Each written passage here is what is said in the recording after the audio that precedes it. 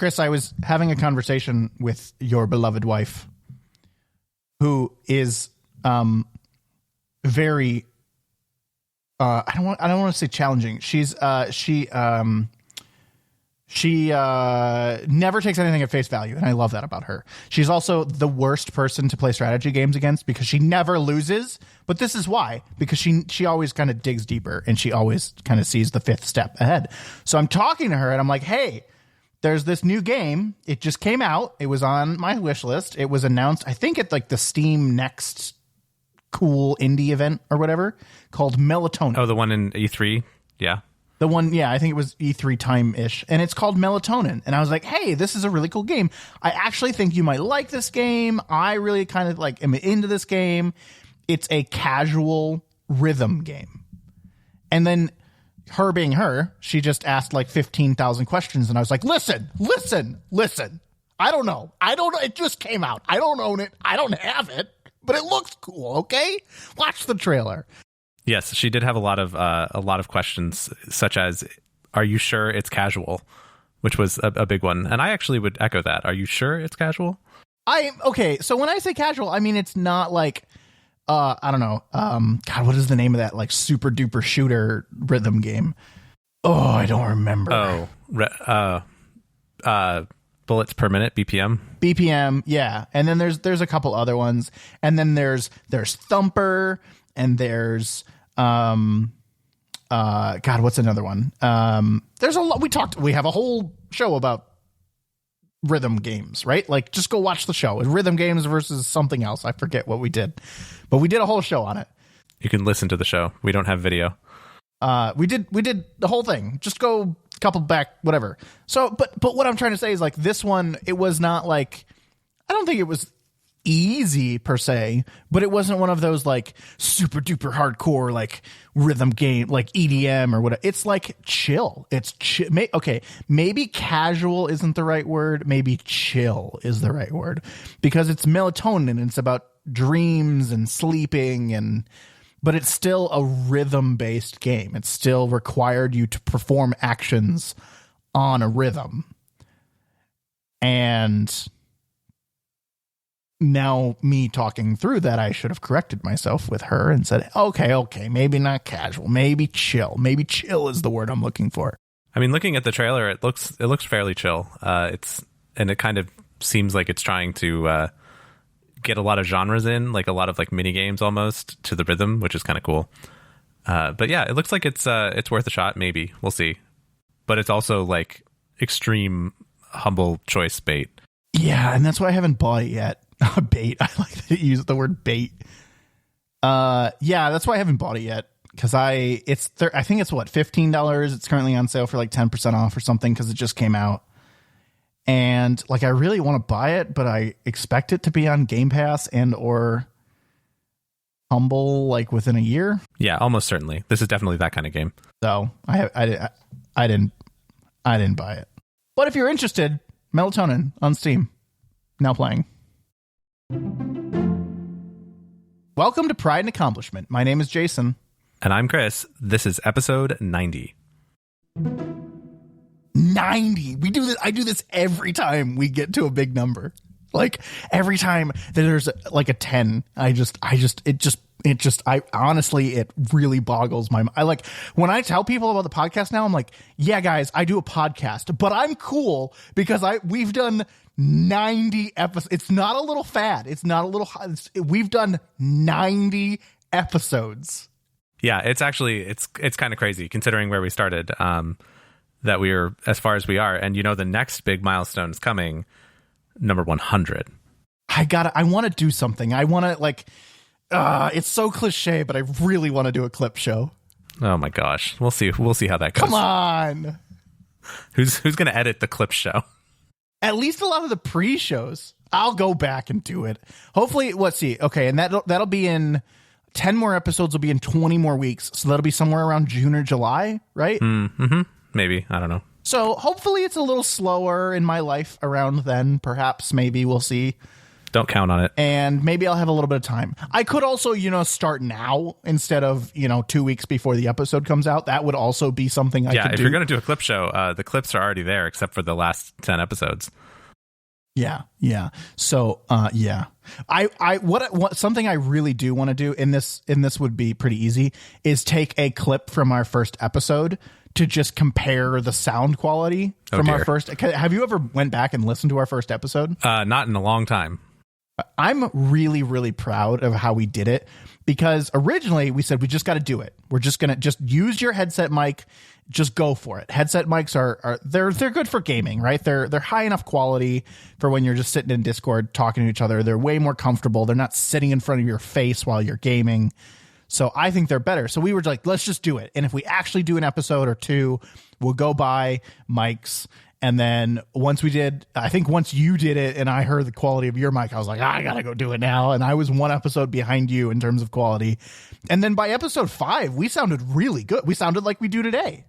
Mm-hmm. Yeah. And I think we've each had another microphone change or two since then. But yeah, it's kind of crazy, the journey that we've been on here. Yeah, it's been great. So I don't know. All I have to say is 90 episodes, cool stuff. Go listen to all of them. And if you have an idea for what we should do for episode 100, like if you have some like example of another podcast that celebrated it in a really cool way, I don't know, let us know. We'll see what's going on, but we're going to make it to 100. We're going to do it. And I'm excited for that. All right. Should we start the show? Are we supposed to talk about something other than ourselves? I think that's why the people listen, but maybe they just listen for us to talk about ourselves. I don't know. I think we could literally talk about anything at this point and they would listen. But I do like talking about video games. So yeah, let's get started. Well, I, for one, don't take our audience for granted. No, just kidding. I think they would just listen. I mean, you're probably not wrong.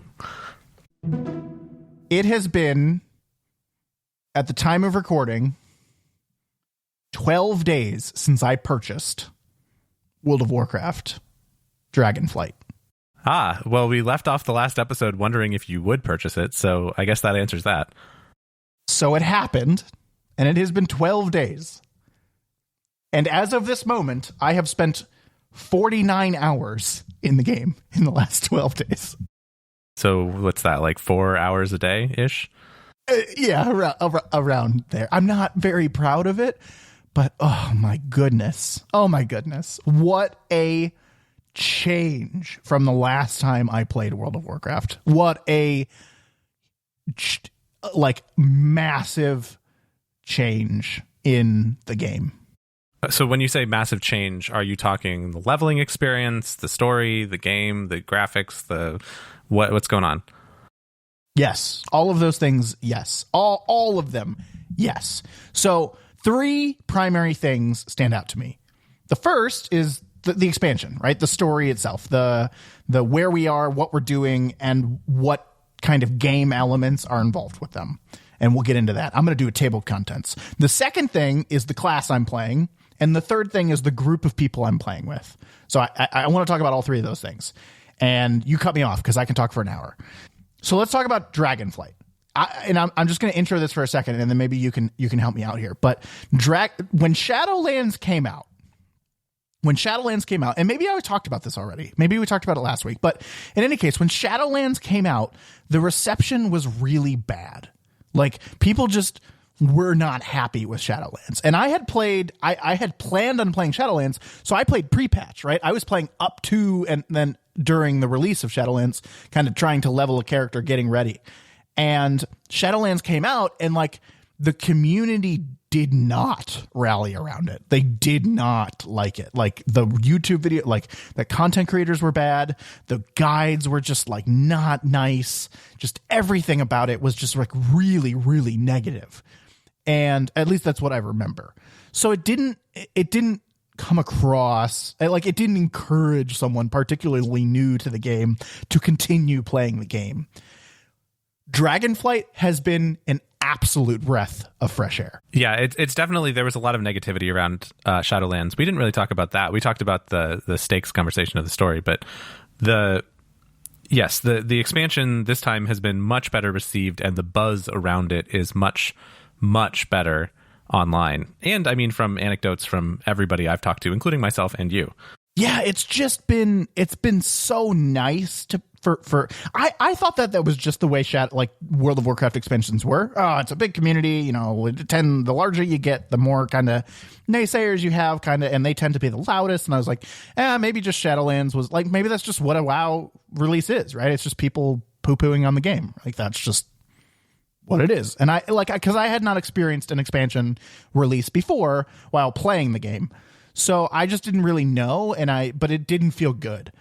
And now I understand that no, Shadowlands was a bad expansion. It was at least from my personal perspective and from what I gathered, it was a bad expansion. And Dragonflight has had such positivity. It has had such high recommendations. It has had so many people praising the things they released and what they did. And as a new player, as a returning player, as someone who really didn't play for more than a couple weeks after the last expansion, it has been so nice. It's been so nice to be part of this community and to be involved in the hype and to be part of it and to be encouraged to keep playing this game that's really good, right? When you were playing Shadowlands, people were like, oh god, you're playing Shadowlands, oh. And now people are like, oh, you're into Dragonflight, that's so cool. Like, and it's bringing more people in, and it's just a warm fuzzy hug for this expansion, and I really, really like it. Yeah, I mean, it's definitely a different vibe altogether. But the other thing, I guess, is that it's new. And I mean, when Shadowlands was new, nobody liked it either. But this one, it's brand new. They haven't really kind of settled into the season and like the grind, right? The gear grind of it and all of that stuff. So I'm wondering how much that's going to stick around kind of as we go. But that's on Blizzard, right? To come up with kind of mid-season story events and world quests and things to do that keep it fresh and keep it fun. But I think right now it's off to a very strong start. Yeah, and that's the part that I'm still kind of up in the air on whether I'll enjoy. We're not deep enough yet for me to know whether I'm really going to get into the gear grind. I will maybe when we start talking about the group of people I'm playing with, which is a little different than last time. We'll talk about some of the like how it's going to be different for me and why maybe it won't be as big of a deal. But we'll save that for a second. I want to say one more thing about Dragonflight, especially versus Shadowlands.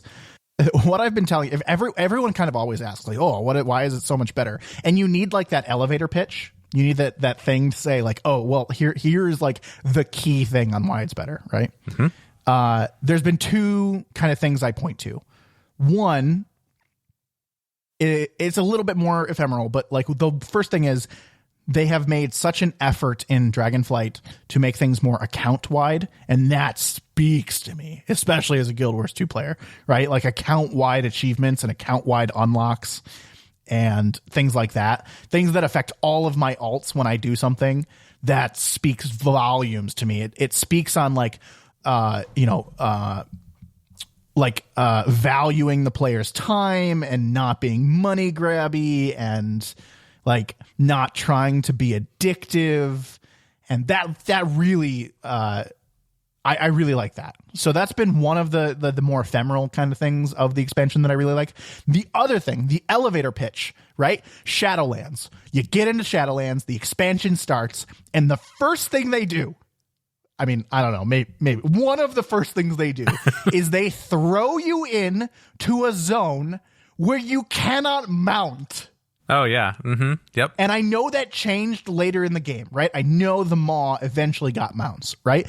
But the first thing they do after you spent all this time leveling and mounting and getting around the map and experiencing things and getting from place to place relatively at a speed that you're used to, right? With mounts, you've spent all this money and all this time trying to the highest level mounts, right, are expensive. It was like tens of thousands of gold, and for a new player, that's really expensive. And the first thing they do is they say, no, you can't use that. In Dragonflight, the first thing they do is, here's a dragon. Go wherever you want. Fly everywhere. just there's no limits. You could go into the next zone. You can go collect all the glyphs right away. You can explore everything, and you can get there so quickly because we've given you a mount that is faster than any mount we've ever released before. And it just encouraged this exploration gameplay and this type of play that encouraged you to get off the beaten path, and it was just so much more fun. And that, like, everything else aside, right? We can talk about all the systems they came out with. We can talk about them changing the talent trees and all of that. But really, it comes down to me, for one, the first couple hours of the game, the first couple hours of the expansion were so much more fun. Oh yeah, now that you say it, like, I had completely forgotten about Shadowlands and the Maw starting out there. I just remembered my experience of being completely left in the dust by my friends who were trying to power level and rush through it. And that was a bad experience, but I forgot that in the Maw, you're right, you couldn't even mount your ground mounts. Like, you had to just walk everywhere. And it was frustrating. I guess I didn't see it as much of a slap in the face, but as you explained it, it makes a lot of sense to me. But that was bad. And the dragons are very fun to fly. The mobility to the zones is excellent. And I personally don't think that it, ruins the game or causes you to pay less attention to the, environments and whatever than when they would walk flying off behind, 6 months after a big expansion came out. Like, I actually think this is fine. No. It's the opposite. It's the opposite. And here's my argument on this. I am flying around in the map very early, and they've done really nice things to encourage you to get around the map. They've put treasure chests all over, and maybe they've done this in some other expansions, but I don't know. They put treasure chests all over. The world events are kind of never near the flight points, so you kind of have to travel to them. Fine, great. Awesome. I've got a mount that can get there. Awesome. They've put these glyphs everywhere, which are really similar to Guild Wars 2 mastery points, but that's whatever. It's fine. It's good. It's a great system. Steal whatever you want from Guild Wars 2 because the system is good. So it encouraged you to get around the map. And I will say my map is open, and I am paying attention to the world way more than I ever was. I explained this to someone who was asking, like, why do you feel more connected with the world? And when I was in Shadowlands, or even before you had a mount, or kind of in the level up areas, you were kind of isolated to one zone at a time, right? So you only ever kind of in your mind, right? You only ever built a mental map of the mini, I call it the mini map size, right? You only ever really cared about where your quest was, where the objective was, back to your quest. Okay. And now all that it is to get from here to there is a walk, right? It's just travel, right? I just have to get from point A to point B to get to the next quest and continue the story.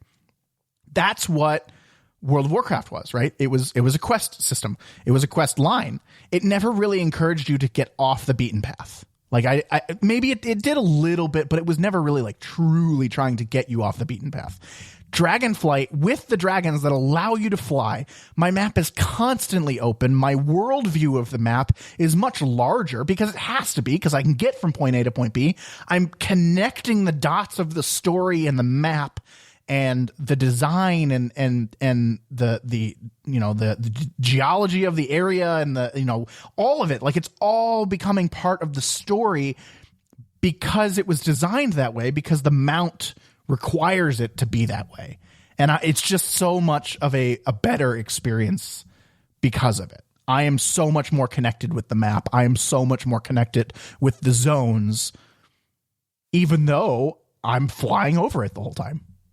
Yeah, it's way different. Like, it's much better in terms of mobility and keeping you up to date. And it causes you to go back and forth a lot. There's a lot of crisscrossing, which is fine. Like, because you can get there fast, it's not a big deal. And I still find myself paying, taxis occasionally. If I'm feeling lazy, I'll pay a flight point.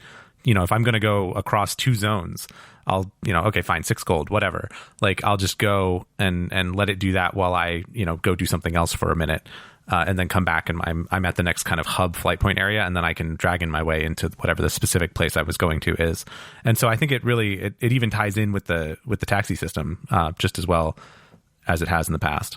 Yeah, I mean, I found myself choosing destinations in the taxi system based on which I know are higher in the map. Oh, yeah, right? yeah. Mm-hmm. Because it's always easier to fly down, right? To get your dragon and kind of glide down. So I've started to like recognize, oh, that's a really high kind of point. I can just taxi there and get, and maybe it's not the closest point to where I'm trying to get to, but I know it's higher on the map. It's you know, it's further, its altitude is higher. It's taller. So I know that getting to wherever I'm going is going to be easier. And but like, I would have never known those things. I would have never remembered taxi points kind of in previous expansions or previous playthroughs because they didn't matter. It was just go to the closest one, use your mount to get to the next spot. It's just been so good. I've been really enjoying just playing the game. I'm in the same boat. I've like not done any mythic dungeons, even mythic zeros yet, because I've just been doing renown quests and world quests and just flying around and just doing stuff and like, I don't know, experiencing the game as a game, not as a grind. And that's, I don't know, refreshing for World of Warcraft. I want to move on to my second point, unless you have anything else. Nope. Go ahead. Okay. So second, I know I've been talking a lot. Please just cut in because I'm kind of passionate about this because I've been having a lot of fun. Okay. Okay. So my next second point. Last time I played Shadowlands. Yes, we've heard. And I played a paladin because I wanted to, I don't know, I just always play a paladin. In literally Dungeons and Dragons, Guild Wars 2, World of Warcraft. I mean, every game I've ever played, I play the blue kind of holy heavy armor class, right? Like it's just what I do. Mm-hmm. And so I played a paladin and I was like, okay, well, I also liked that paladins could tank, heal, or DPS. I kind of liked that they had all three. I liked the versatility. So I was drawn to it, and it's a heavy armor class. And I don't know, that just seems to be a thing I'm drawn to. I don't know why, probably because it looks the coolest to me, but I did it. And it fit all of on paper, it fit all of the check marks for me. Uh-huh. I don't know how to explain this, but I felt as if I don't like the combat in WoW. This is dumb. It's compared to Guild Wars 2. It's too slow. It's too, stand and cast. It's not, it's not fast enough. It's not movement based enough. It's not all of those things. Yes, I think that your dislike for the combat system in WoW is well documented here on this very program. Yeah. So I'm about to. What do they say? I'm about to eat my shorts. Is that the phrase? That is something people say. Yes, sometimes. Yeah. So someone, I don't remember who, someone encouraged me first to, instead of heal, right? I was pally healing in mostly in Shadowlands. Someone encouraged me to tank. And I think it might have been you. We talked about this last show. It was me and some other friends. And a group of friends said, hey, we need a tank. And you were like, hey, you might really like that. And I said, okay, you're right. Okay, first of all, tanks have to be so much more intricately knowledgeable of the game and the path and where you're going and all of those things. They're essentially the de facto leaders of the group.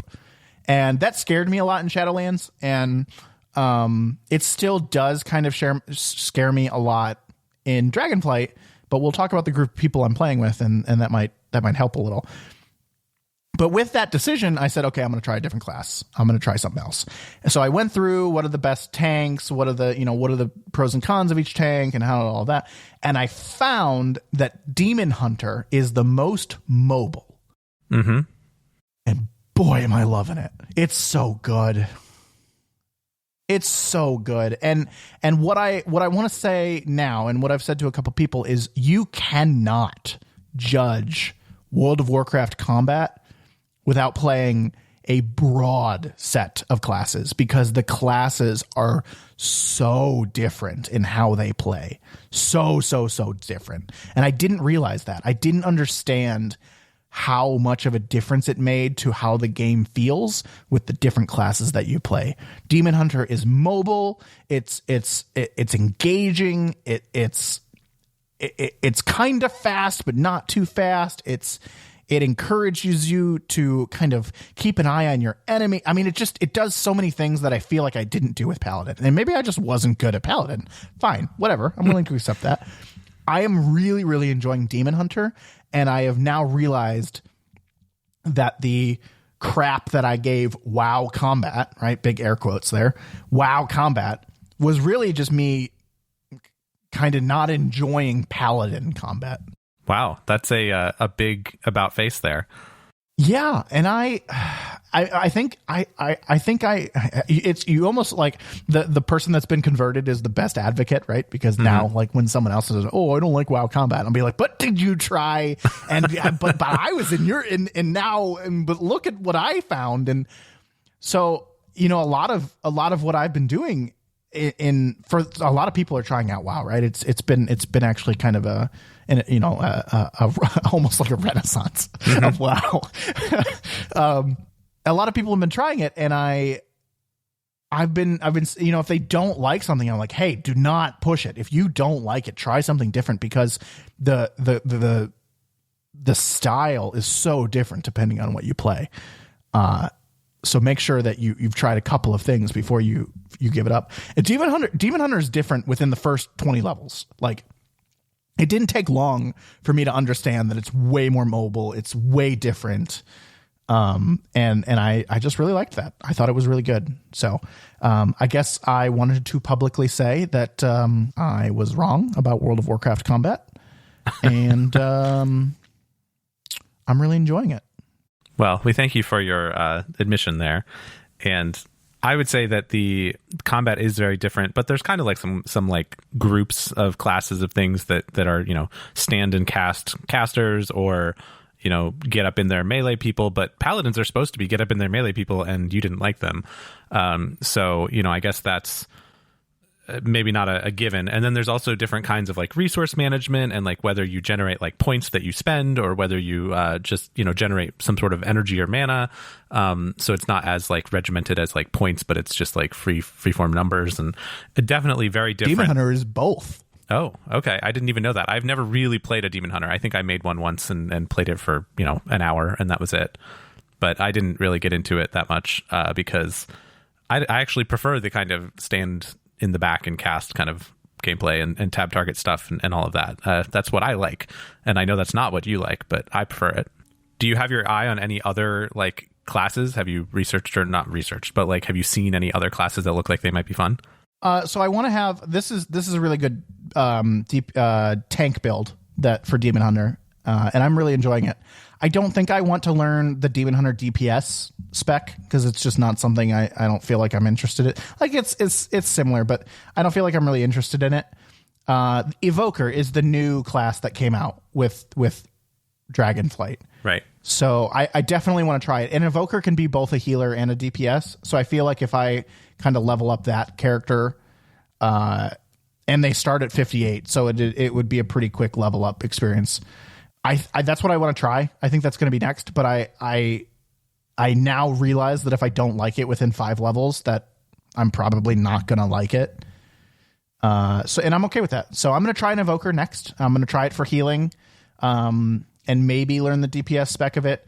I also, as much as I know I don't like it, like again, on paper, I do want to try what I would consider a more traditional healer. And I think Priest is kind of what everyone's kind of pointing me towards. I would call that a pretty traditional. Paladin was not a traditional healer, right? Paladin required you to go in and get in their face in order to generate your resource to heal people, right? You needed to be essentially a DPS healer no matter what. Mm-hmm. And some healers don't require that, right? Some healers, you could literally do 0 DPS and be an excellent healer. And that's just not true for Paladin. It's not how it works. So I want to try maybe a more traditional healer and just see how I like it. Kind of the standing back, kind of cast kind of thing, and just see how it plays out. And I'm gonna try mage or whatever the standing cast kind of play. I don't anticipate liking it, but I'm encouraged to try more things now. So yeah, no, I'm gonna try a couple. Evoker is gonna be my next one though. Okay, nice. Yeah, I also made an Evoker that is literally just created from the character creation screen, and I gave it a name, and then I clicked create, and then I didn't even log into it. So I have a very fresh 58 Evoker. So we should level those sometime. That'd be cool. If you're going to try stand and cast, I would say maybe look into Warlock because they have a little bit of that resource management side of things. They have these like shards or whatever that they generate and spend. So that might keep it a little more interesting. Mages are pretty cooldown driven and just kind of stand and cast. So maybe something to keep in mind. And I don't know. There's other things too. There's shaman and other more caster types as well. And even priest has a DPS spec that you could try. So lots of choices out there. But I'm glad that you're enjoying it. I'm really glad that you found a playstyle and a class that works for you. And that's really cool to hear kind of the journey going on here with the World of Warcraft Dragonflight classes and gameplay. It really has been. It really has been. I mean, it's been a lot of learning and relearning of World of Warcraft, right? Like I thought I understood and didn't like it. And I am really I'm really surprised with how much I'm enjoying it. I really am. Good. This last piece is probably one of the larger aspects of it. Of the 49 hours I've played, I would say probably 44 of them are solo. I mean, I've done the whole kind of leveling. I've leveled from beginning to level 70, mostly entirely questing, and mostly entirely solo. But I've done some dungeons. I've done some normal, like super intro, not even level 70 dungeons.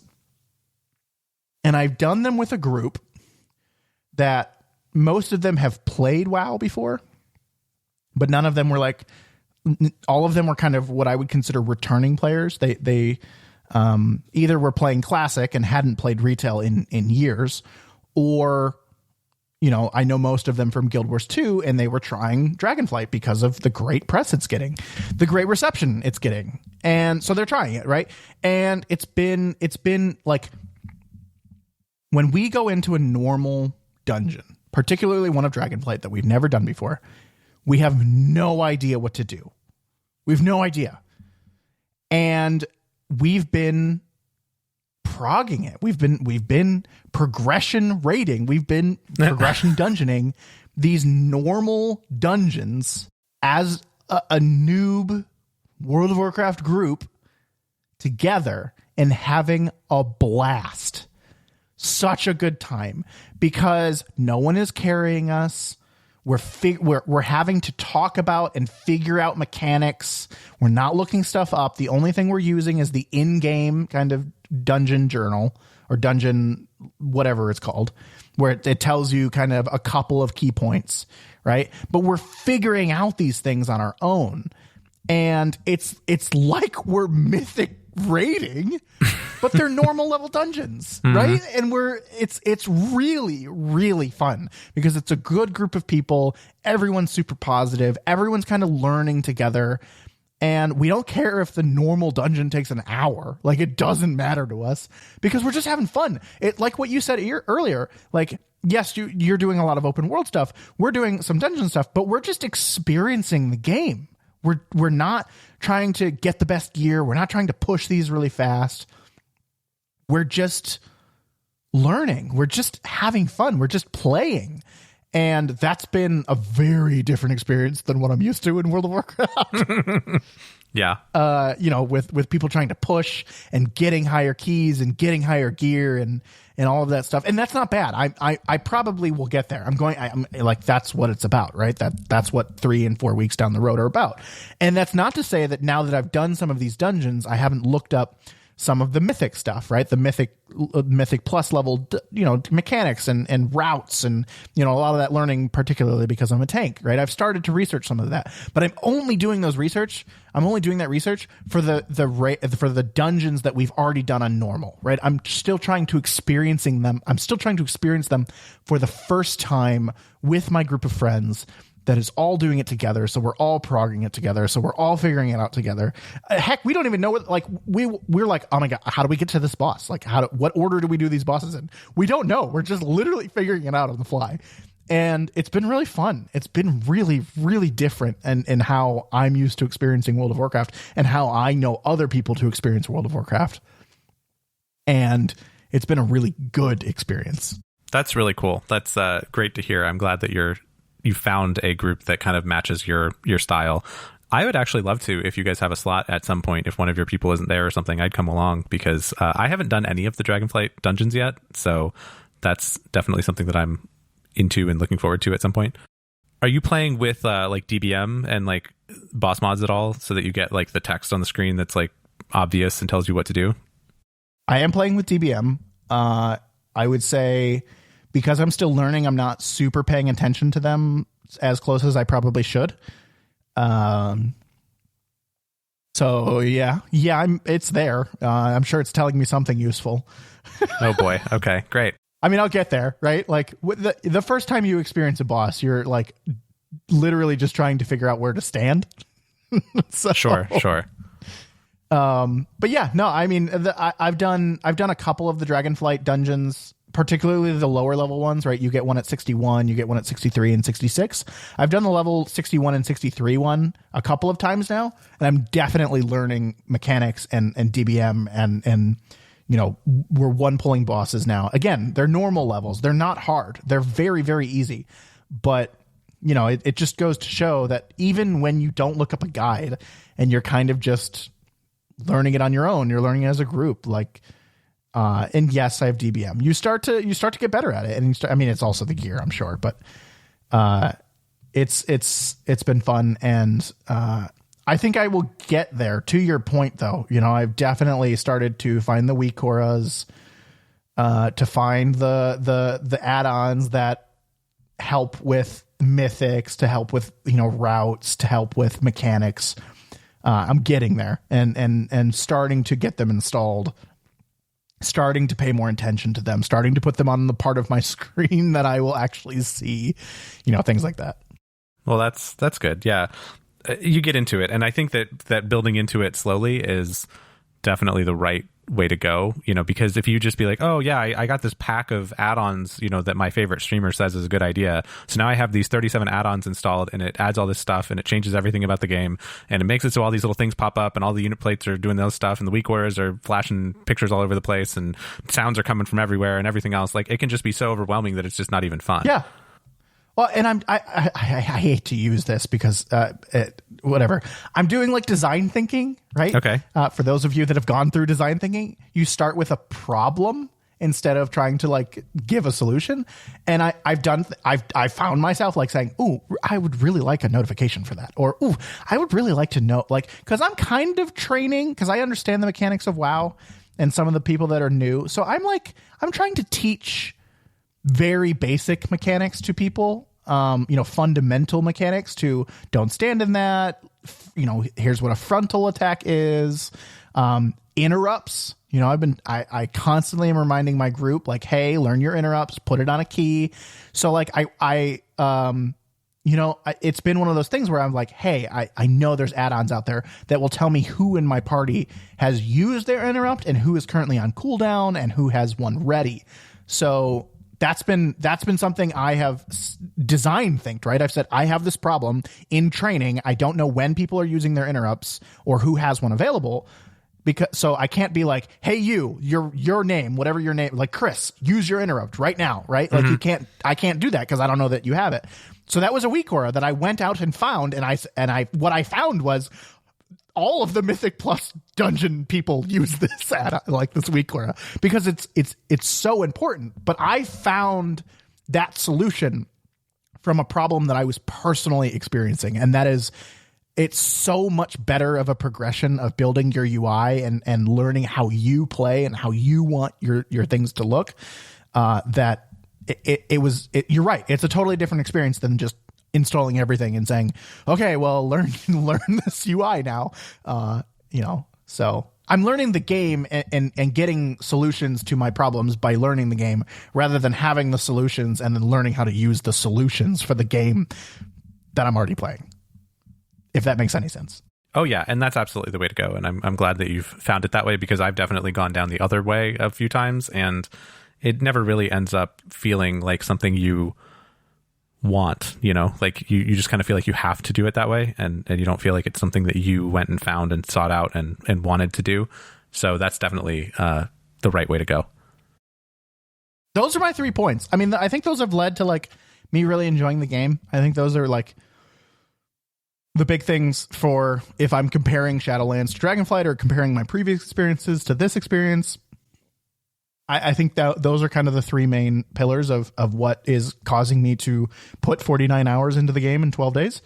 I think I'm really happy with I'm having a lot of fun, and I think that's surprising to me, and I'm ready for the next 48 hours. I mean, it's going to keep going. 49 hours. I'm ready. Awesome. Well, after this, we should go do dungeon. Let's do it. I do want to talk about some other things. Do you have some time to talk about some other things? Sure. Yeah. Let's go. Cool. It's like our podcast. We can do whatever we want. Yeah. I do want to talk a little bit about the storytelling, and I'm interested in your ideas on this. I have tried really, really hard to pay attention to the story. Near the end of my kind of questing, I actually hit 70 before I finished the main campaign because I was doing a lot of the side quests. And I was trying really hard to follow the story because I was interested. And you had kind of set it up to me that it's not like world-ending stakes, and it's not like this like, oh my God, it was a good set of circumstances that yielded a worthy story that maybe wasn't world ending. And I said, oh, okay, cool. That's actually really appealing to me. The world can only end so many times. So yes. I was trying really hard to pay attention to the story, and I found it really, really difficult to follow. I was trying. And while I wasn't maybe reading every quest word for word, I was skimming a lot of it. And I was, anything that I felt was important, I was reading the whole kind of quest text. But even with that, I felt like the story jumped so much that it was hard for me to follow who is who, what the heck is going on, what is the larger objective of this area or this quest line, how did we get in this predicament in the first place? A lot of times I found that I knew what I was trying to do to solve the problem, but I didn't know why the problem existed in the first place because it just appeared out of nowhere. Did you get this feeling? I did say that, the stakes are better and the world is not ending, and that's true, but I'm not going to stand up for them and say that they did an excellent job of like explaining the why behind all of this stuff. And I don't know. I haven't been keeping up with the kind of broader 15 plus year World of Warcraft, story lore, all of that stuff too closely. And I think that this, and I could see little like self-contained storylines of like, oh, we're with the red dragons or the black dragons now. The black dragons are going into this like fire castle, and they have to beat this guy in the fire castle because that's how they get their Oathstone thing for the black dragons. Like, okay, that is a micro story that I can get around, right? That's something that I can understand, that I need to go infiltrate this fire castle place and get this stone thing and bring it back to the good guys, and that is a self-contained story for this region, this area.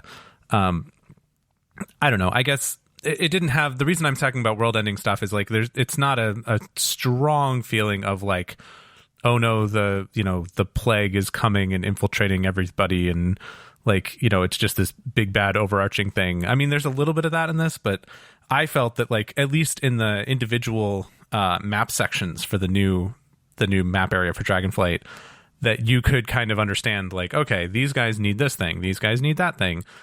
And I'm not going to stand up here and defend the broader kind of story, I guess. But I felt that the micro stories were good. I agree. I think I think it's, again, I understood kind of what the objective was in each micro story, but I didn't understand how we got there. I didn't understand like, oh my gosh, what is the problem that led me here in the first place? Like, why am I here? What story beat did I miss to say I am needed here? Right now that I'm here, oh yeah, okay, I see every problem. I'll go ahead and fix that for you. But why was I summoned here in the first place? I remember a specific, and I don't think this is a super spoiler, but I remember at one point, and this is the quest line you really like. And I really liked it. It was a good quest line. But you show up and there's this, how do I not spoil this? It's a dragon. There's dragons, right? There's dragons. It's called Dragonflight. Spoiler, there's dragons. There's dragons in Dragonflight. But you show up and this dragon is frozen, right? I think you understand what I'm saying. Sure. Just on this platform, this dragon is frozen. And they're like, oh my gosh, we need to do all these things to unfreeze this dragon in order to like stop them from what they're doing. And I was like, oh, cool. I totally get that. Like he's trying to do this thing. They froze him and now we have to just, but where did he come from? Like, why wasn't there a cutscene showing the lead up to that? Why wasn't like, why did I not see that dragon get frozen? Right. I just jumped to this problem that now exists that I'm going to help solve. And I understand that we are trying to solve this problem, but there was no like lead up to it. There was no introduction. There was no like rising part of the story. And that frustrated me a lot. I felt like that happened a lot where I kind of showed up and the problem already existed and I really didn't get introed to it. And that, it was just tough for me. It was a little tough. It was tough to identify with the characters. It was tough to like feel for the problem because I wasn't there for the inception of the problem. So I don't know if you felt that. I don't know if that's just the way that World of Warcraft does it. But I felt that a lot. And again, it didn't super take away from the experience, but it also like certainly did not help the storytelling. I think I might be immune to trying to make sense of stories in World of Warcraft. That might be my problem. That's sad. That's sad because some of them were so good. I know. Some of them were really good. Yeah, and they have their moments and they have the cutscenes here and there, but they definitely could use a few more. I want to go back to something you said a couple minutes ago where you said, I haven't been there for the full 15 years of the story. And I think that's one of the key points to kind of, I play a lot of Guild Wars 2, so I'm going to make the comparison, right? It's just something I'm going to do. When you play Guild Wars 2, you're expected, it's almost an expectation. You don't have to, right? You have the freedom, but it is an expectation that there is a chronological story that you play from start to finish, right? Personal story, season 1, season 2, Heart of Thorns, season 3, Path of Fire, season 4, or whatever. I don't know. I messed it up, but whatever. There's a lot. There's a story and you're expected to play it in chronological order. You're expected to play all of it, right? It is content that is still relevant, that is still kind of like purposeful. It tells a very cohesive story from start to finish. World of Warcraft is not like that. It is almost exactly opposite of that, right? It is, first of all, World of Warcraft is a game in and of itself in a larger universe, right? The Warcraft universe, the Warcraft 3, the movies, the books, that there's just so much more to the universe that you're kind of expected to understand if you really want to know the lore. So that's kind of the first piece, is that World of Warcraft is a larger world. The second piece is the way you experience the game is not structured in a way where you are expected or required, certainly not required, but not even expected to play all of the other expansions leading up to this one. Right? That's what Guild Wars 2 is. You're playing all of the other expansions leading up to the most recent one to experience the story in chronological order. They literally tell you in World of Warcraft, hey, just choose whatever story you want. That's how you're going to level up. Right? That's Chromie time. That's how I leveled up. I was just like, yeah, Warlords of Draenor look kind of cool. Like, let's do that one. No idea how it fit into the larger story. No idea where it occurred in the timeline. Nothing.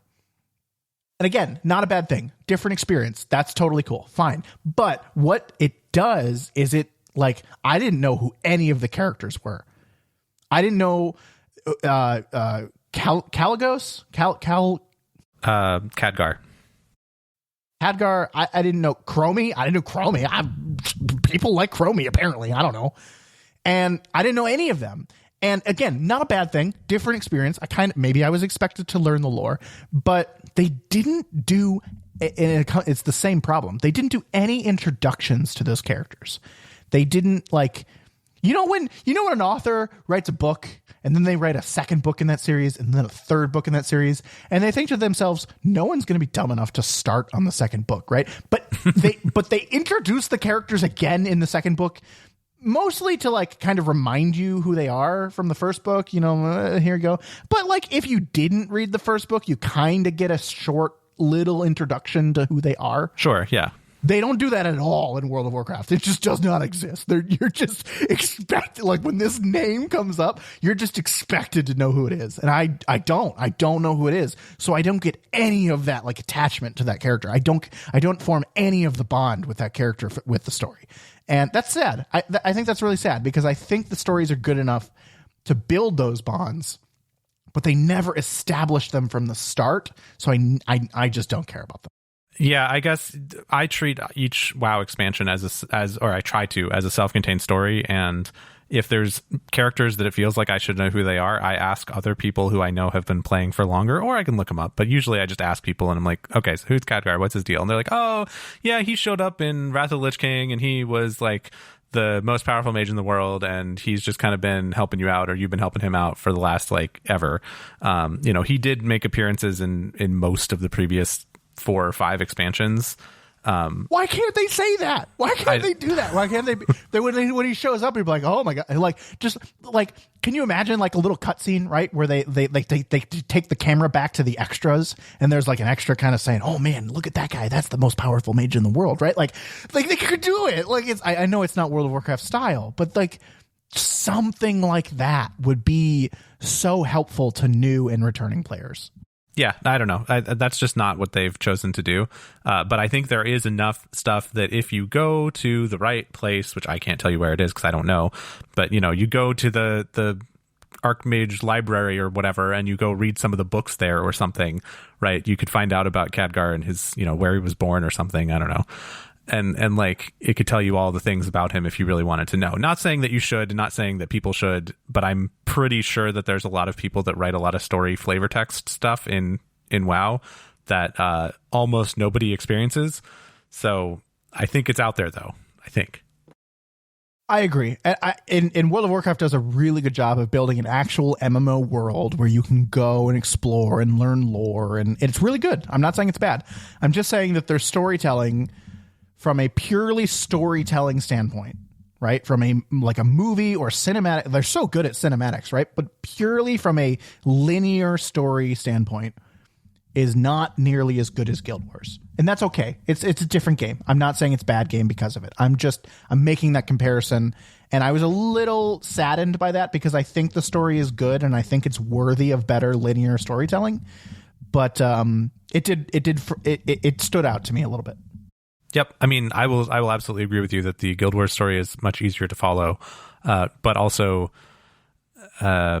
you can jump in and out of it if you haven't been playing the whole time, because you have to buy those old Living World seasons and stuff. Like, oh yeah, you could miss kind of big chunks if you hadn't been playing the whole previous 10 years. Yeah, totally agree. So I think it's all just it's just different storytelling strategies. But I agree that the Guild Wars one is much more designed to be played in order, and the WoW one is much more focused on whatever the current season is, whatever the current expansion is. Yeah, I'm going to do something here, and I'm going to upset so many people. Right? I feel like Guild Wars 2 is a book series, like that you start from the first book and you read all the way through to the last book, and it's a long book series. Don't get me wrong; you got to buy each book; they're expensive, but it's a long book series. Whereas, like, I feel like World of Warcraft is more like almost like a Doctor Who TV show where, like, yeah, you could pop in whenever. You're kind of expected to know who these people are, kind of, but if you don't, like, it's not a huge deal. But like, you can pop in whenever, and there is a lot of history there. But also, we're just going to continue the story from where you popped in. That's actually a really good comparison. I think that's probably the right idea. I thought you were going to go books and movies, but I think books and Doctor Who is even better. Or James Bond. Yeah, James Bond is a good one too. Yeah. All right, last thing is a little bit of praise. They are breaking down the walls between Horde and Alliance, and that is the right call and the right move. Oh, absolutely. They have broken down the walls that you can now group together, and you can run searching. I don't know how you say this. match-made, non-group finder. Matchmaking, yeah. Non-group finder content together. So you can run Mythic Pluses together. I'm pretty sure you can run raids together as long as it's not LFR. You just can't run match-made content together. You can't run dungeon finder stuff. You can't, and you can't. I'm not sure about the looking for group, like the party finder, because it is kind of the party finder. You can kind of match. Party finder, you can. Okay, yeah. So they're breaking down these walls. There's one big wall left, right? It's the dungeon finder. And I would say overall, it's a pretty positive experience. I'm pretty happy with it. I think letting Horde and Alliance talk to each other and be together in groups brings the community together, and it allows people to play with their friends more. They need to break down that last barrier, though, because I would say it's still, to me, a significant barrier for me coming back and playing with friends, right? Oh, you Horde Alliance, oh, we can't do Dungeon Finder together. Well, when you get to Mythics, we can maybe party up, right? That's a little annoying. They need to break down that last barrier. I personally, I have no sources. I have no reason to say this, but I personally think that they are going to break that barrier down. They have been doing this breaking the walls down in chunks, right? Because apparently it was so ingrained in like the core of the code, right? That Horde and Alliance are different queues. They're different people. They're different, like they do not mix. They've been doing a really nice job of mixing them, starting to mix them. And I think the Dungeon Finder is coming. I personally believe that we will be able to dungeon find with the opposite faction by the time the next expansion comes out. I have, again, no reason to say that, but I think that's the direction they're headed, and I'm really, really happy they're doing it.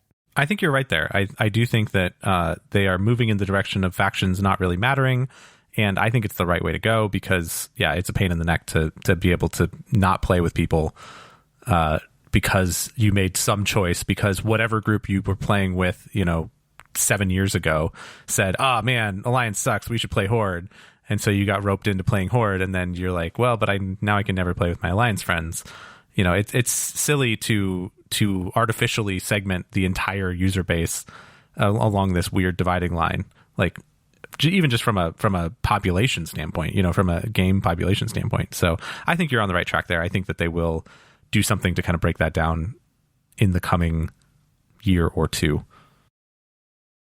I think the line should still exist, right? I think back to my Star Wars Galaxies days, right, where there were rebels and there was Imperials, and sure, the PvP existed, right? You hated the other faction, right? I mean, it was great, right? It was very fun to have an enemy.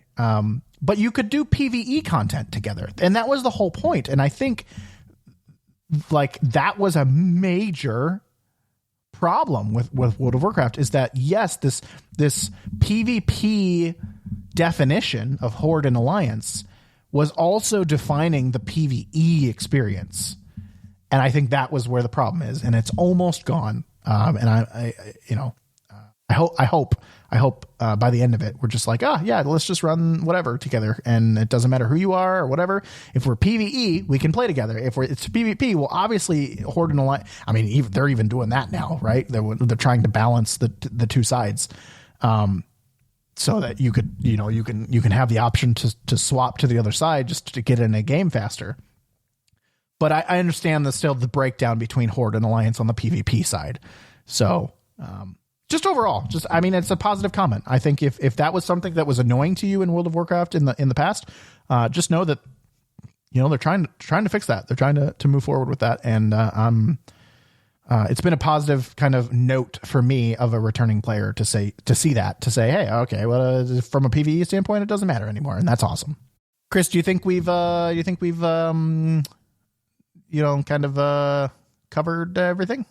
Yeah, I think that'll do it for this episode.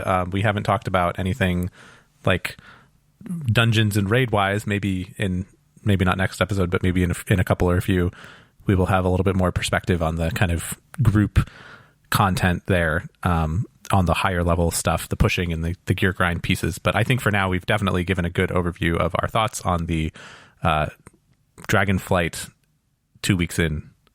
We don't intend for this to become a World of Warcraft podcast, but I will say, we talk about we talk about what Chris and I are playing, and obviously I haven't been playing anything else for the last 2 weeks. I think Chris has also been playing a lot of World of Warcraft. So again, this isn't going to be a World of Warcraft podcast, but it is it's about what we were playing, and we had a lot to say about it this time. If you would like to direct the conversation a different direction, you could provide some feedback or ask some questions or, point us in a different direction by trying to start a conversation on our Discord, which you can get to at discord.pnapodcast.com. If you want to find any of our older episodes or read our show notes, you can visit our website at pnapodcast.com. That's P, the letter N, the letter A, podcast.com. If you're enjoying the show, we would love if you could just share it with some others. I mean, the 100th episode is coming up in around 6 months, and we would love to see some more regular listeners. We have a very loyal group of people that listen every single time the episode comes out, and thank you to everyone that does that. If that audience grows by just a couple more people, and it would just be awesome. It would be really nice. So please share it with people, share this podcast, share this episode, whatever, with people that you think might enjoy it. Thanks for listening, everyone. We'll talk to you next time.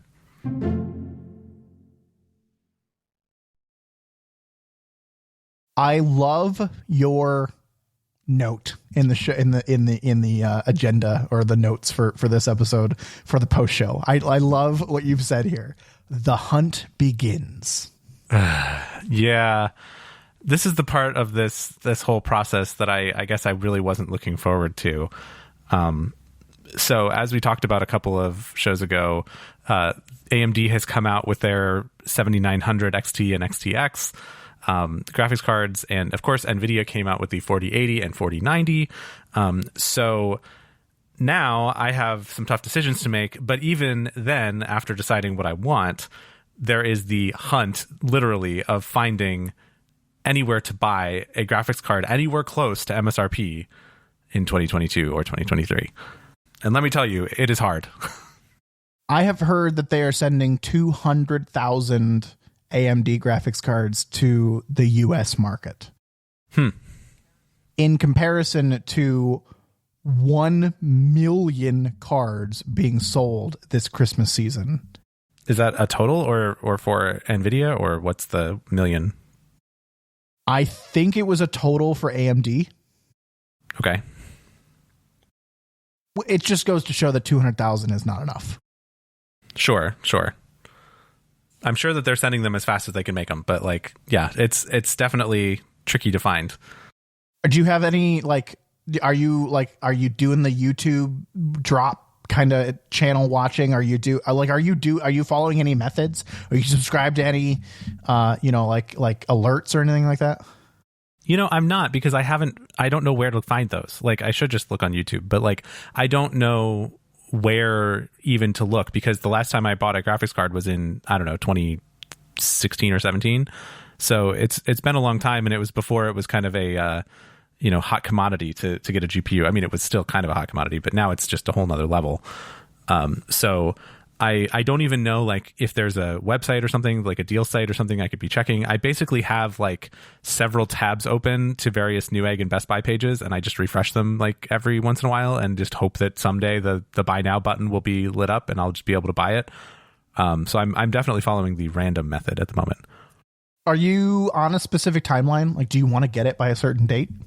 I mean, not a serious specific timeline. I'm just now kind of in the okay, everything is out.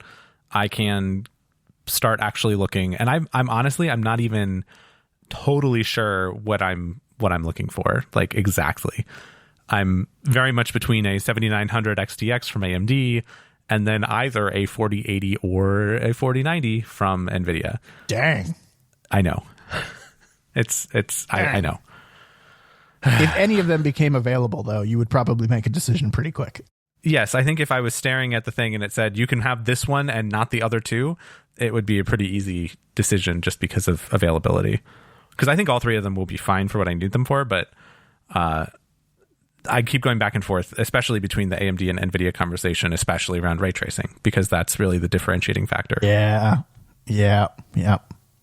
And as someone who has a 1070 that doesn't do any ray tracing at all, I'm like, ooh, do I want to really just take a big leap in here and go for the kind of the RTX, NVIDIA stuff? And then if I'm going to do that, if I'm going to go with the 4080, should I just go with the 4090? Because, percentage wise, it's a better deal to get the 4090 from a performance per dollar perspective, even though it's astronomically expensive. I'm only buying a graphics card every 6 or 7 years. So may as well go high. Let me tell you, Fortnite looks really good in Unreal Engine 5. Well, yeah, I'll have to get on that, try it out. That would obviously be the first game I would install. No, truly, though. Oh, of course. The first game I would install is Portal with the RTX mod. Oh, okay. Because they just came out with Portal RTX, a couple weeks ago. And from one video that I saw of it, it looks very, very good on the RTX. I don't have any tips for you here. I've not purchased a card since it was hard to find. In this last round, I was thinking about buying one, and I just waited until they were available and I could go buy one at Best Buy, and I didn't end up buying anything. I wish you luck, I guess, because I don't have any tips for you. Thanks. Yeah, well, I'll let you know if I manage to get anything, but at the moment I'm staunchly in the MSRP or maybe MSRP plus $100 is my kind of limits.